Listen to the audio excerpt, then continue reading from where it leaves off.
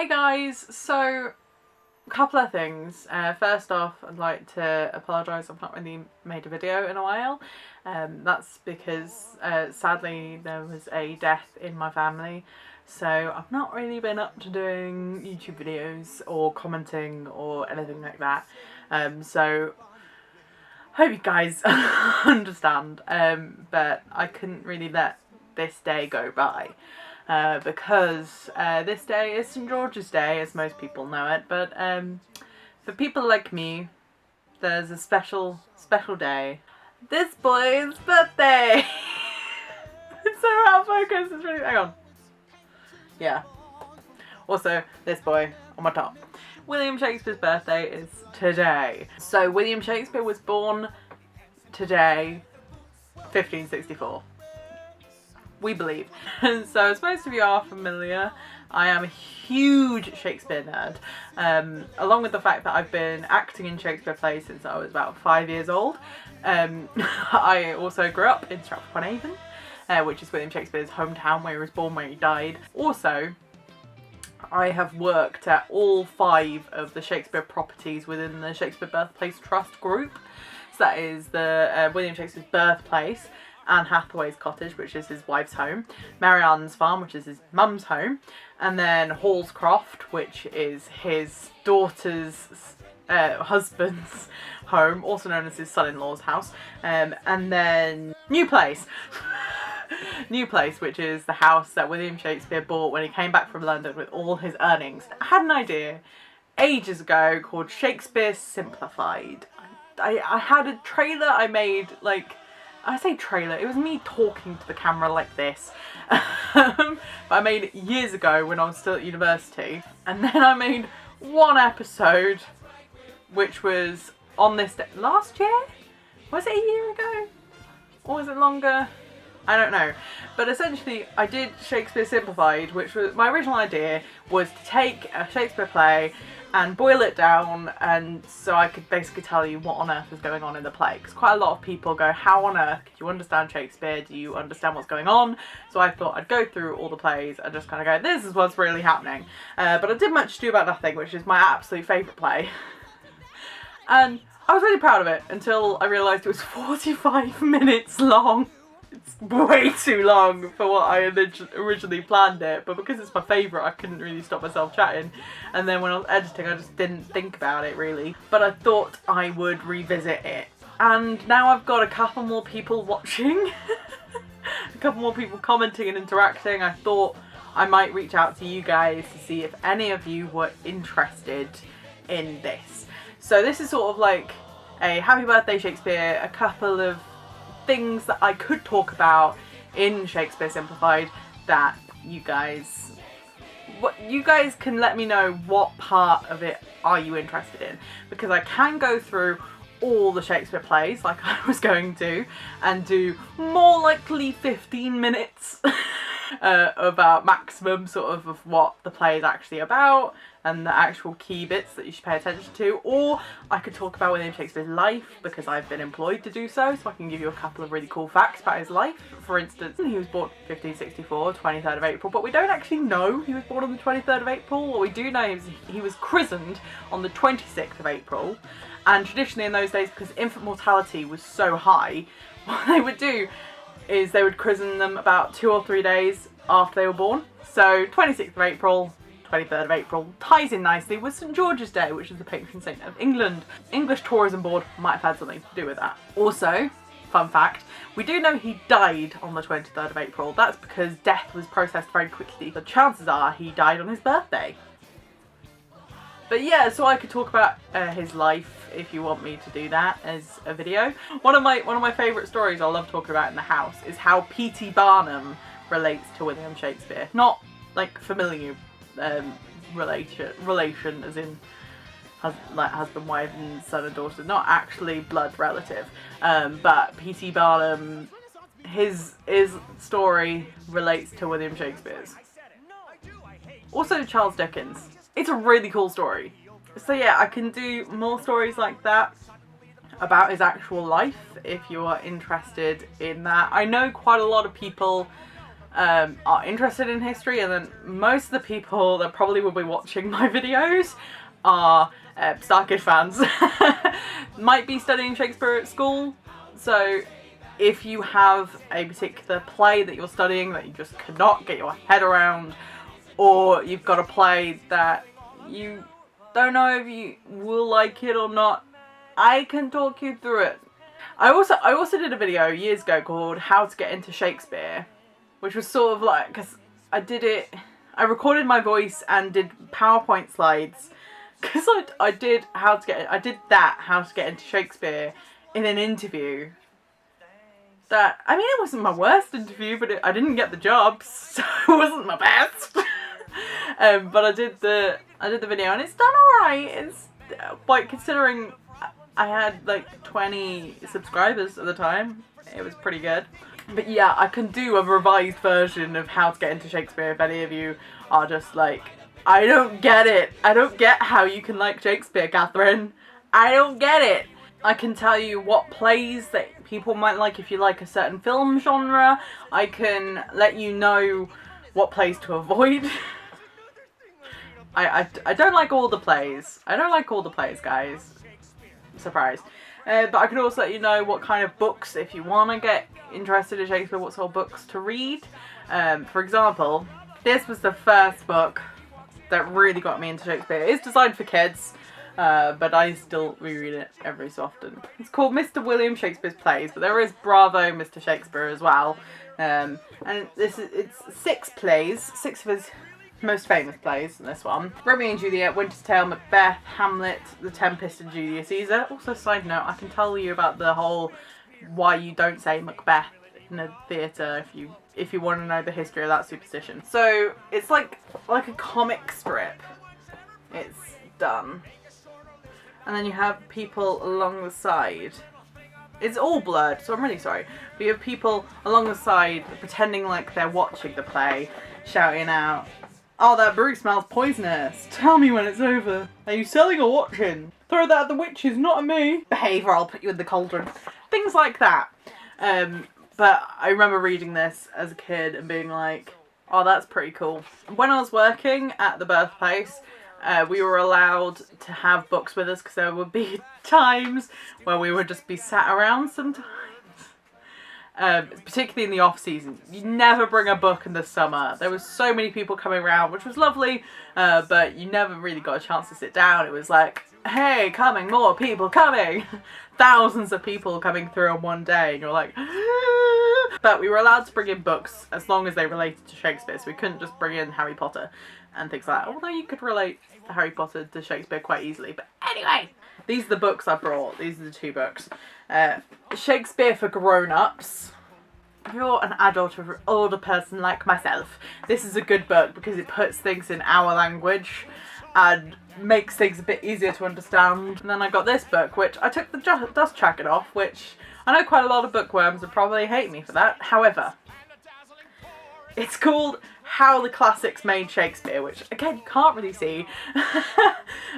Yeah, How the Classics Made Shakespeare. So it's about, obviously for someone like me who studied classics at university and is in love with Shakespeare's work, this was a really good book because it's just full of how mythology and the Roman and Greek style of life influenced Shakespeare's work in more than one way. It's really, really interesting. But the reason I took the dust jacket off is because it had a fairly erotic picture on the front, and I left the jacket on for a couple of shifts at work, and these teenagers just kept coming through, seeing it and laughing at me, and so I decided to remove the dust jacket just to save embarrassment. I do know where the dust jacket is. I've just kept it off for some reason.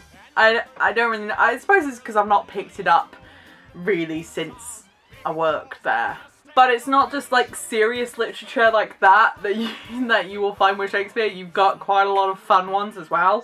For people like me, Doctor Who. It's Shakespeare and Doctor Who. And there's this one which I bought in London, which is #sonnets. So it's sonnets written about modern day things. So if I flick to a random page, I flick to porn. That's what I'm not reading that one out. A sonnet on Doctor Who. My love is like the doctor who doth save the world each week. My love shuns not the chase, nor is my love to earthly rules a slave, but doth traverse the bounds of time and space. My heart I thee have rendered. Thine my heart is, thus double hearts doth beat in single breast. My love of thee, proportioned like the TARDIS, is vaster than the outside might attest. Like members of the Gallifreyan race, the fleeting years cannot my love destroy. It doth endure, though it may change its face, and spend unhappy ages as McCoy. Time's not our lord, my love, for passions great, not even Daleks may exterminate. So that's a fun book. So fun. It's so fun. An extract from one based on Friends on the back that I've just reread. Dear friends, so long as Central Perk doth brew, know that I always shall be there for you. Essentially what I'm trying to say is, when you think Shakespeare, don't always think hard literature, really tough to get into. A lot of Shakespeare stuff is really funny, really silly. On that note, in this book, the orange book, Shakespeare for Grown-Ups, it has every single Shakespeare play boiled down to one sentence per play. So I'm going to read them out, and then if any of these plays sticks out to you as, wait, what? What's going on there? I want to know more about that. Then you know which one to suggest. So, comedies. The magician Prospero shipwrecks the enemies that originally ousted him from Italy, but when Ferdinand, the son of his arch-rival Alonso, falls for his daughter Miranda, he finally faces them down and learns to forgive. Protus, who loves Julia, is friends with Valentine, who loves Sylvia, but their friendship deteriorates when Protus gets Valentine outlawed in order to pursue Sylvia himself, much to the dismay of his page Sebastian, who is actually Julia in disguise, until after much trouble everyone ends up with their original beloved. Falstaff's cynical seduction of two wealthy women goes awry when they find out about each other and decide to return the compliment by making him a laughingstock. In the Duke of Vienna's absence, his frosty deputy Angelo resurrects arcane fornication laws, but is busted trying to blackmail a nun into sex by the Duke in disguise as a friar. Separated in a shipwreck as babies, friends Antipholus and Dromio of Syracuse head to Ephesus to search for their twin brothers, the helpfully named Antipholus and Dromio of Ephesus, leading to much confusion for wives and friends until their parents appear and sort everything out. In Sicily, Claudio and Hero are cruelly tricked and parted while Benedict and Beatrice fight and fall in love before deceptions and disguises are uncovered by a hapless night watchman, and harmonious order is restored with marriages and jiggling. Jigging, not jiggling. I'm sure jiggling happened. The King of Navarre and three friends inconveniently swear off women for 3 years just before a beautiful princess and her ladies arrive for a visit, inspiring all of them to break their oaths after many love letter mix-ups and other shenanigans. The trick with pronouncing words that are hard to pronounce is say them with confidence, as you heard there. Mistaken administering of love juice results in Titania, Queen of Fairies, falling for the ass bottom, while two sets of couples get confused in the woods before the natural order of things is restored. That's one of my favourites, but also I am aware that play is done quite a lot in education. So if you are currently doing that play and are confused about it, I can help. Antonio makes a risky deal, putting up a pound of flesh as collateral against a loan to fund his friend Bassino's pursuit of Portia. And when the moneylender Shylock calls in his debt, Portia, dressed as a man, successfully fights Antonio's case in a court of law with an ingenious defence. The exile of brothers, dukes, fathers and daughters, cousins and clowns to the benign bubble of the Forest of Arden leads to disguise, gender bending and finally happy marriages for all. Another one of my favourite plays. Stroppy Catherine, I feel attacked, stands in the way of her more pliable sister Bianca's marriage, so Bianca's suitors persuade fortune hunter Petruchio to marry her and embark on a campaign of mental cruelty that tames her and leaves everyone content and happily married. Orphan Helena is determined to have her man Bertram, even if he doesn't want her, and tricks him into impregnating her by pretending to be Diana, who he does fancy, a tactic that makes him appreciate Helena and vow to be a good husband to her. I had to analyse that one for English and I hated it. I hated it. I got so annoyed at the whole concept of the play. So, you see, even someone like me, who is a huge Shakespeare fan, doesn't like certain plays. You don't have to like them all! Twins Viola and Sebastian lose each other after a shipwreck and, believing each other to be dead, become the servants of amorous Ilian nobles, but after much disguise-inspired confusion and a yellow stocking-themed subplot, they are finally reunited. King Leontes' jealous madness leads to the demise of his children and the death by grief of his wife, but happily, many years later, it's revealed that his wife and daughter are actually both alive and all are reconciled. That is a good play. It's weird when it boiled down to that, but it is a good play, trust me. Pericles competes for a wife and then loses her and his newborn daughter in a shipwreck before, many years later, reuniting with them after his wife has become a priestess and his daughter, Marina, a virginal prostitute.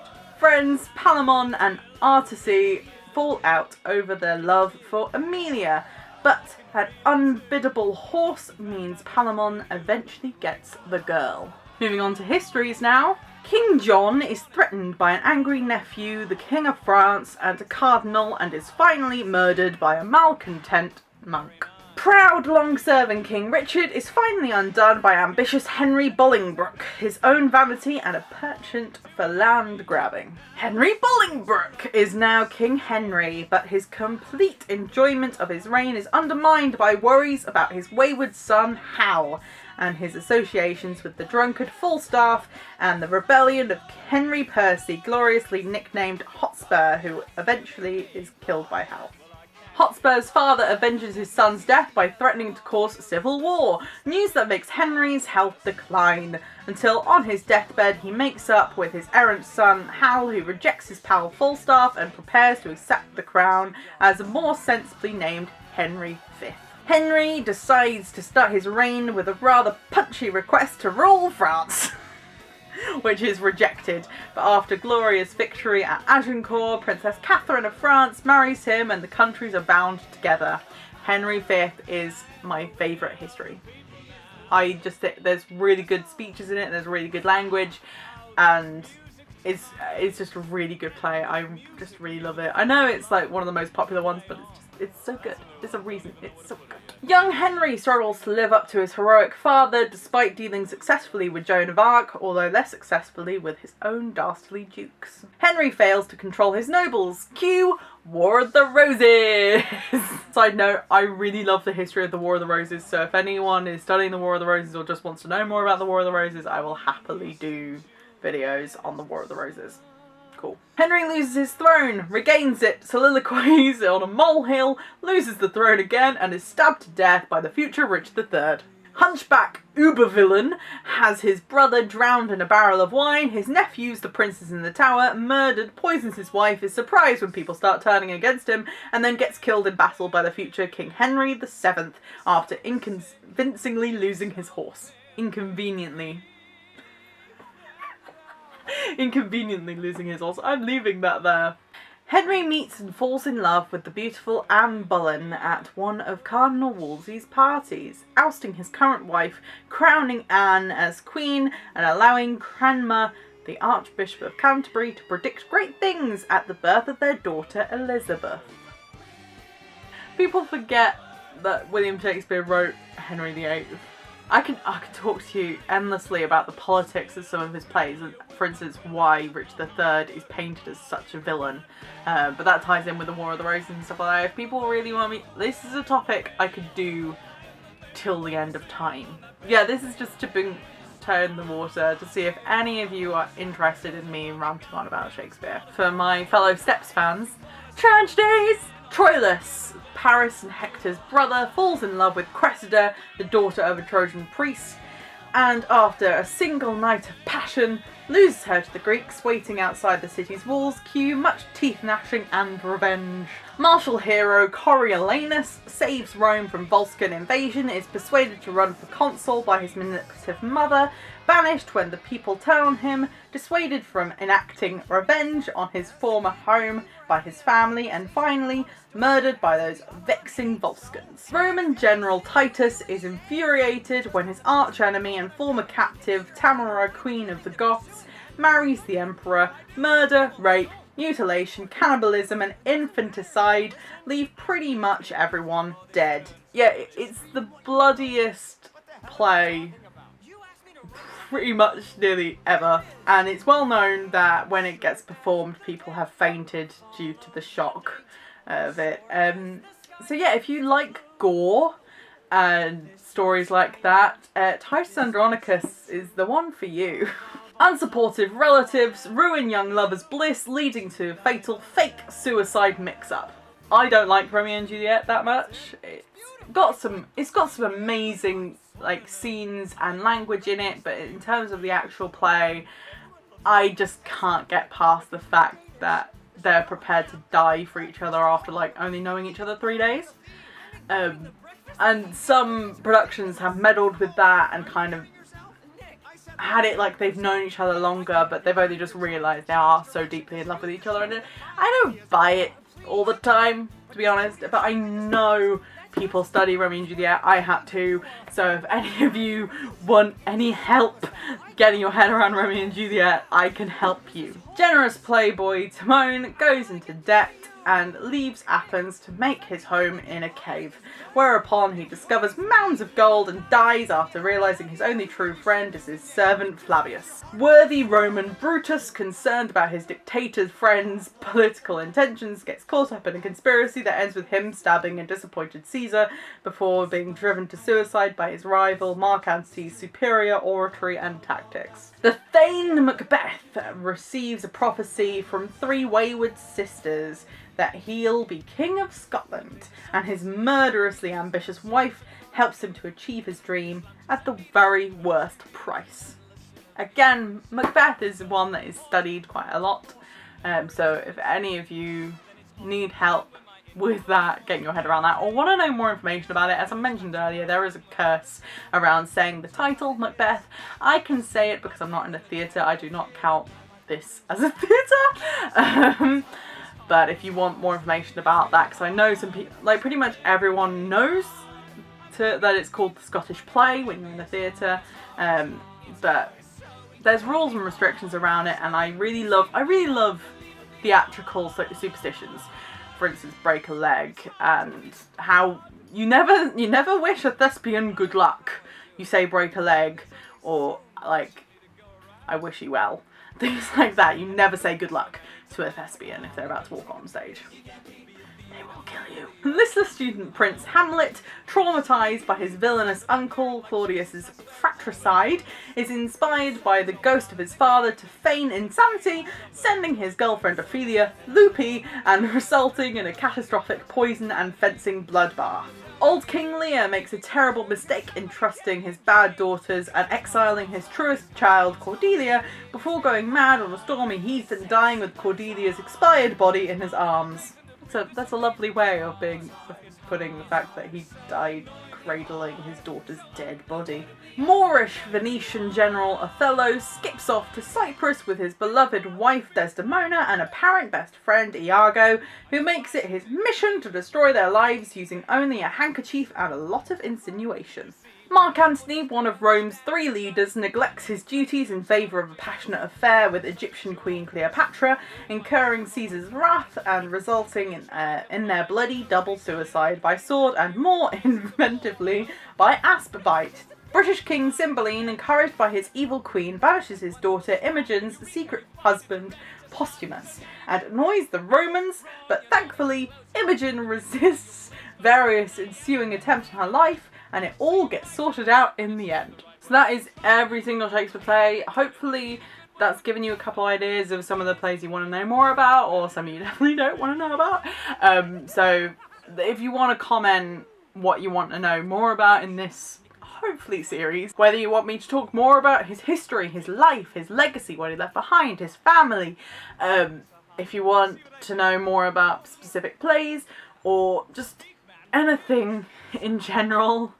to do with Shakespeare, let me know, comments down below. It's been really good. I mean, you can tell this video is probably really long, and I'm sorry about that, but it's really it feels amazing to dig my teeth into talk about Shakespeare again. Happy birthday. Quack. No, I'd just like to say again, thank you very much for the comments that have been coming on the videos and the likes, and I'm seeing my subscriber count just keep going up. Even though I haven't done a video in a while or interacted in a while, it's been really good to see that. It's really nice. I'm at 242 now, and 42 is one of my favourite numbers because it's the answer to life, the universe, and everything for Hitchhiker Guide fans. I love you all. Take care and happy birthday, Will. Mwah. Stay totally awesome. It's hard, it's totally hard. It's hard, it's totally hard. It's hard, it's totally hard. Fortune and fame, everyone knows my name. I can't help it, it's still freaking hard.